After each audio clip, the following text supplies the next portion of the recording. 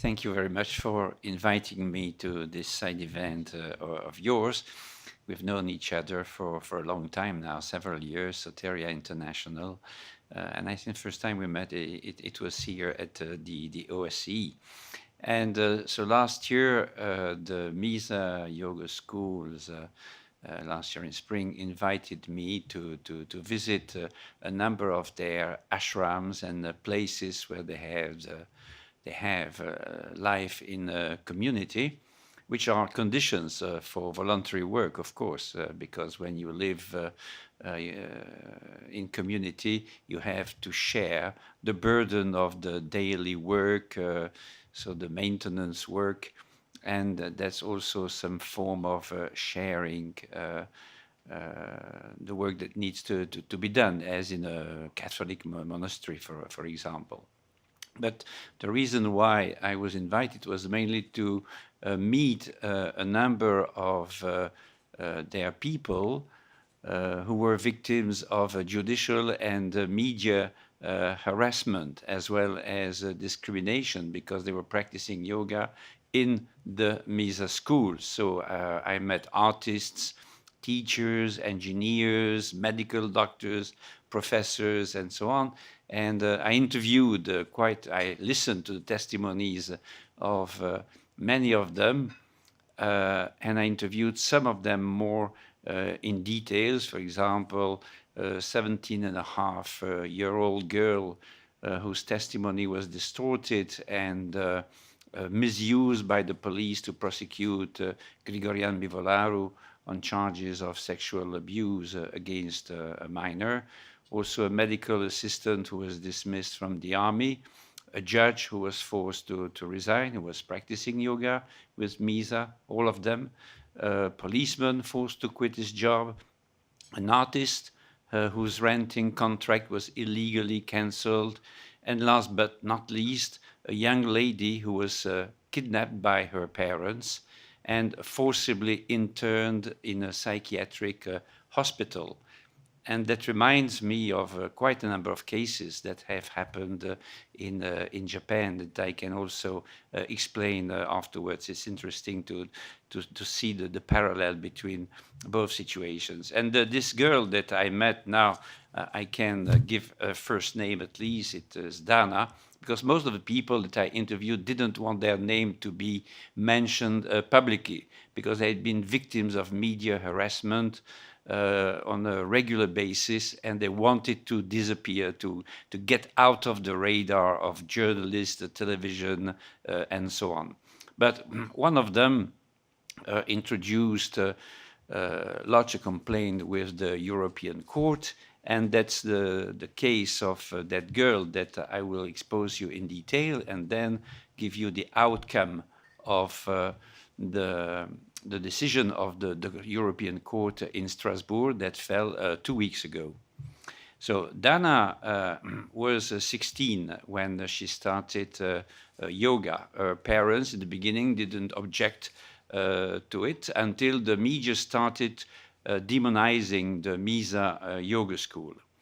She was 19, so not a minor anymore, when her parents took her forcibly to a psychiatric hospital in Yasi-Sokola because she was practicing yoga and she suddenly stopped eating meat.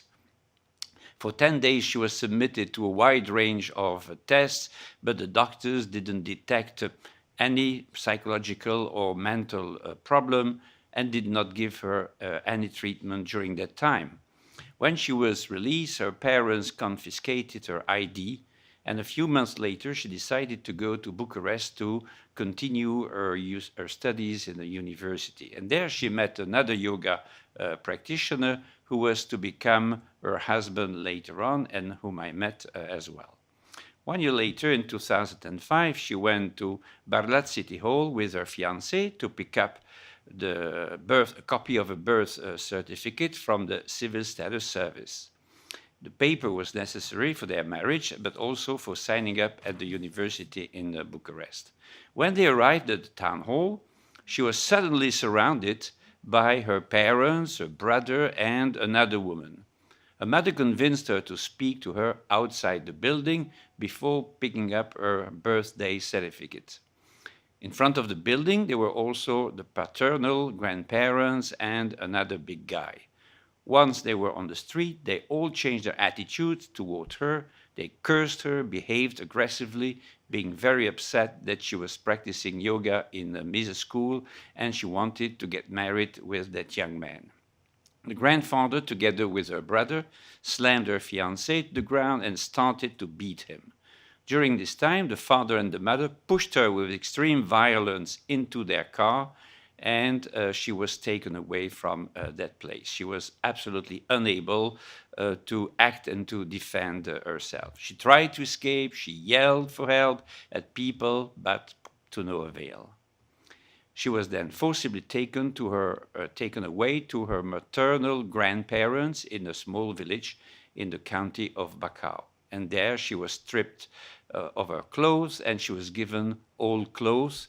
They also took her boots and gave her old slippers so that she could never get away very far. Her personal money, identity card were taken away from her. She was constantly threatened, kept in a state of a strong emotional tension, and was under constant surveillance, even when going to the toilet. Her mother even took unpaid leave to stay permanently with her and watch her. She slept in the same bed with her at night, and during this period, the tension to which she was subjected, threats, surveillance, isolation from the outside world, created an unbearable sufferance for her. In February 2005, her parents requested the intervention and collaboration of a psychiatrist and forcibly took her to psychiatric hospital of Nifon Akuti, near Buzau. Their objective was to prevent her from attending the MISA yoga classes and to permanently separate her from her fiancé that she wanted to marry. When she entered the hospital, the nurse at the doctor's office was already completing the necessary formalities for her internment, even without having been examined by the doctor and without her expressing agreement. She didn't want to be hospitalized, and she told the nurse. And the nurse replied, "Never mind, you will remain here for a few weeks and quiet down." And the then hospital director interned her against her will, which is a violation of the Code of Medical Ethics. Dana's forcible internment lasted for 8 weeks. Since the first day, she was given Leponex, Clozaril, Clozapine 3 times per day, a drug with powerful effects that is administered in very advanced stages of schizophrenia. Although she was never diagnosed with this illness by any medic and would never had manifestations in this respect. A nurse asked her to sign a paper, but under the effect of the drug treatment, she didn't know what she was signing. Dana did not agree with her hospitalization at any time. She lived moments of paralyzing fear and could not in any way oppose this inhumane and illegal deprivation of freedom. She was unable to run away because the hospital, which was located in a former monastery in a forest at about 40 kilometers from the city of Buzau, and there was no transportation means except a minibus, but only for the medical staff. She had no clothes, no identity papers. She was surrounded by her parents, grandparents, doctors, nurses, who were all determined to keep her in the hospital against her will. And during the whole duration of her confinement, she was administered clozapine therapy. She could not control, with that medicine, she could not control her movements, she could not move alone, she had unbearable nausea, felt like a vegetable, and during the sleep, the clozapine provoked strong salivation. Also, after the treatment, she gained over 15 kilos, had greatly decreased immunity, prolonged menstrual bleeding, and was told that for 1 year she would not be able to procreate. So she told me that the head of the hospital personally administered her treatment, morning, noon, and night. He was assisted by nurses who forced her to open her mouth lift the tongue, did a finger check whether she was not hiding the pill somewhere in the mouth, and there was no way for her to avoid taking the drugs.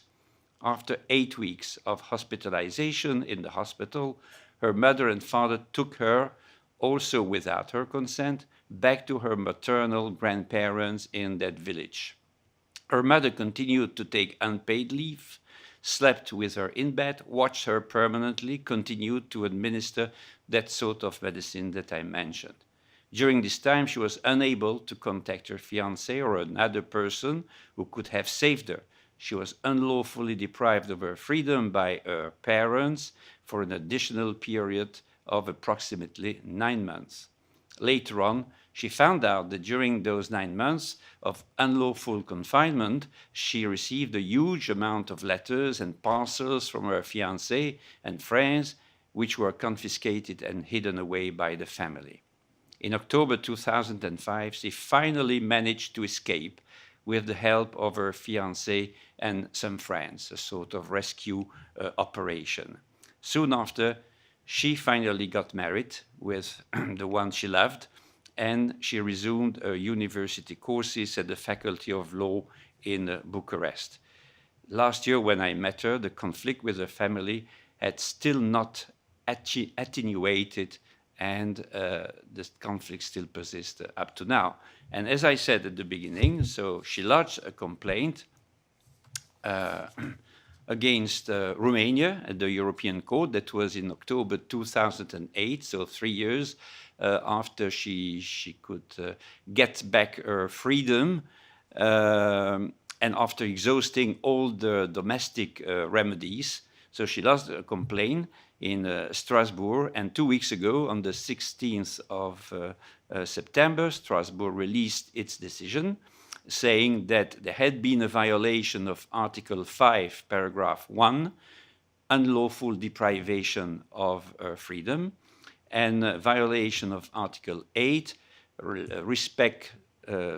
protecting the respect of private and family life, also home and correspondence.